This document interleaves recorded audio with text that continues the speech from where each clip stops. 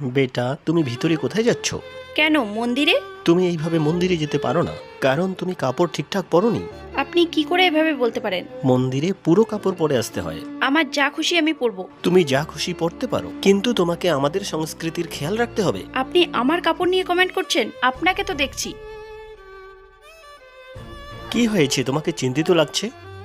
আজকে আমি মন্দিরে গেছিলাম, পণ্ডিত ফালতু ফালতু আমাকে কথা শোনালো, বলছিল আমি ছোট কাপড় পরে গেছি। পণ্ডিত কাজটা মোটেও ঠিক করেনি। তুমি গিয়ে ফটাফট রেডি হও, আমরা ক্লাবে যাব। তুমি এখনো রেডি হওনি? আমি রেডি তো। তুমি এইসব পরে ক্লাবে যাবে? কেন, এটাতে কি খারাপ আছে? তোমার কি কোনো কমন সেন্স নেই? তোমার কমন সেন্স কোথায় ছিল যখন ওয়েস্টার্ন পরে মন্দিরে গিয়েছিলে? তুমি সব ধরনের ড্রেস পরতে পারো, কিন্তু জায়গা হিসেবে তোমাকে ড্রেস পরতে হবে। মসজিদ, মন্দির বা যে কোনো ধর্মীয় প্রতিষ্ঠানে আমরা পুরো কাপড় পরি, এটাই আমাদের সংস্কৃতি। আমি আমার ভুলটা বুঝতে পেরেছি। তুমি তোমার ভুল বুঝতে পেরেছো, এটাই অনেক।